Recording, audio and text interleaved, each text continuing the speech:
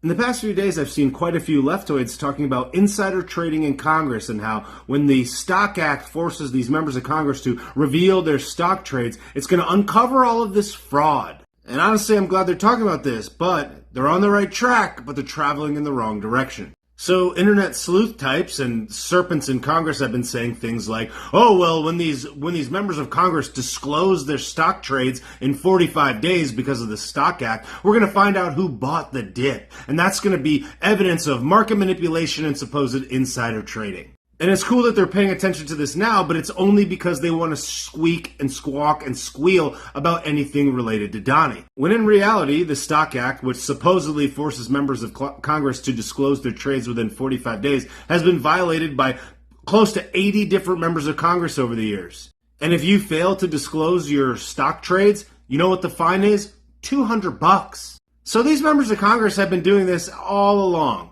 And what's actually crazy about it is that it's a bipartisan phenomenon. There's plenty of people on the left and on the right that do this, and it's filthy. From Pelosi to Dan Crenshaw to Tommy Tuberville, the list goes on. But what's so funny is they think they're going to uncover all this fraud by seeing who bought the dip the last couple of days, when that's the most obvious trade ever in the history of trades. Any person that has a basic understanding of the stock market knows that the fundamentals of these companies didn't decrease by 30, 40, 50% in a week's time. It's like saying that the value of your home or the value of a gas station or something dipped by 40% overnight. It's just unrealistic. Or the value of a farm dipped by 40% overnight. The only thing that dipped was the general public sentiment as to the value of that thing going forward. So to use the example of a gas station, for example, a gas station probably sold just as much gas and just as much snacks and drinks or whatnot today as it did a week ago.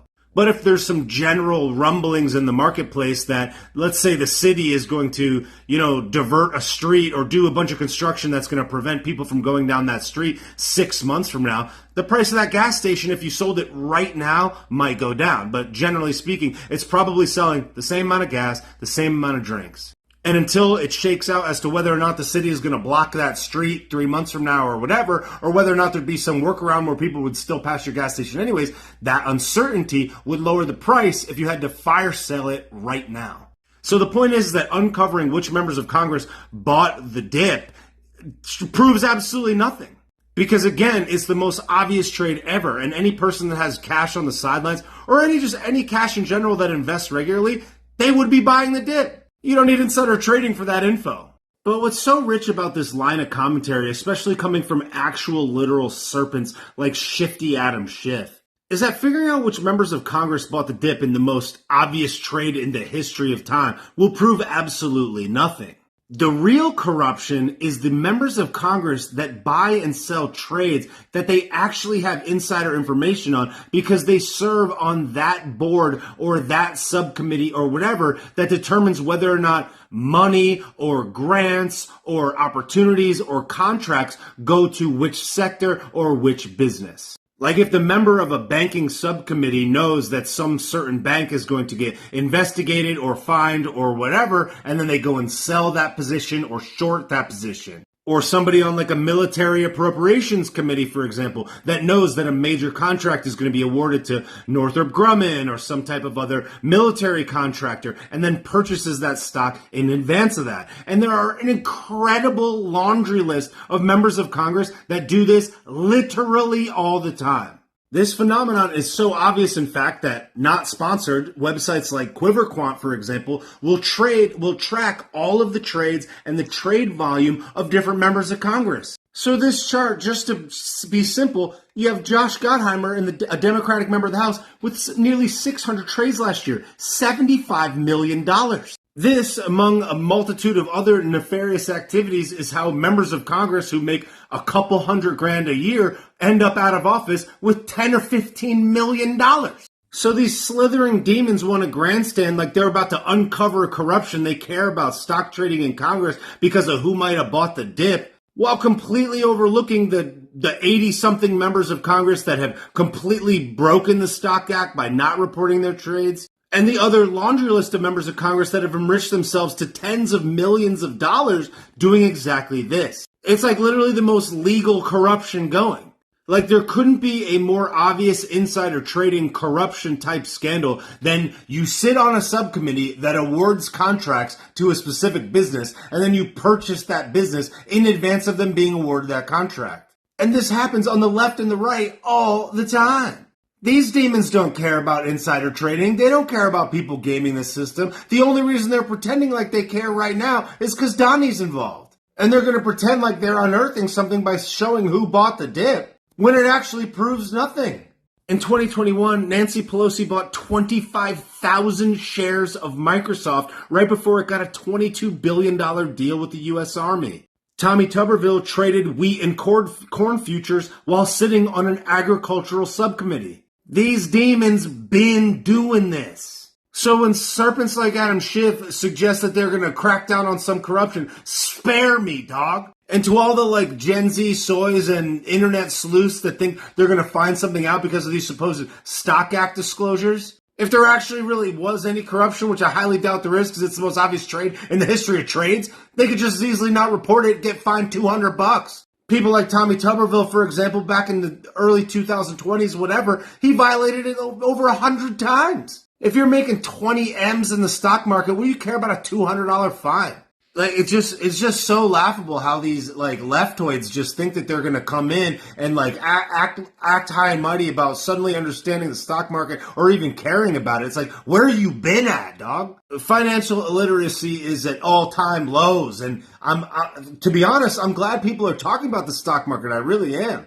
But you gotta get your facts straight, dude, because you're not about to figure anything out from these Stock Act disclosures, and buying the dip is no evidence of insider trading at all. You want to say the put options or whatever, the options that were bought in the S&P 10 minutes before Donnie's disclosure? Sure, that's fair, looking into that. But in reality, there's a lot of different indicators as to how somebody may behave ahead of time, right? It's like, oh, if the news media knows that there's a press conference coming up, if the rooms are getting cleared so that somebody can speak, there's a lot of hands in the cookie jar, and a lot of people could know that something is about to happen without getting direct information of it. And you know how fast information spreads. So, yeah, let's weed out corruption. But the reason that I wouldn't get too excited, especially about the members of Congress pretending like they're going to do something or crack down on this, is that you're basically asking Congress to regulate itself. You're basically saying that they're going to make themselves less likely to enrich themselves. What's the probability of them doing that? It's just like getting them to impose term limits on themselves. Another pipe dream. A lot of these supposed public servants know that the insider information that you're privy to in Congress is the payment.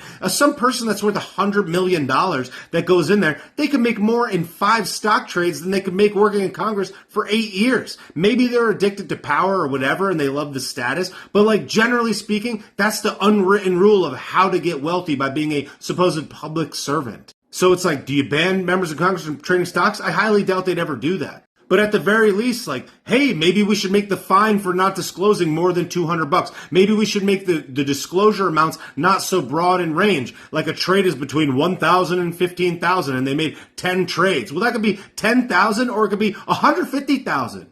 There's a real big difference there. Maybe make it so that they can't trade based on the specific committees that they're a part of. Maybe they can't trade in companies that they regulate. These types of common sense approaches are people like career politicians like Adam Schiff will never do, will never even say. He's just going to sit there and make some video on Instagram looking slithery and slimy about how he's going to crack down on some insider trading. You've been in there, dog. You never did nothing. These people are so full of it. And this happens on the right just as much as it happens on the left. They're all corrupt. So yeah, let's keep talking about it and stuff, but let's not sit there and pretend that the buying the dip and the supposed Stock Act in the next 45 days is going to reveal something that involves an investigation. You guys are full of it. But yeah, stay soggy, I guess, but let's keep talking about the stock market. People that actually understand it. They're just, you know what I mean? Whatever, that'd be great.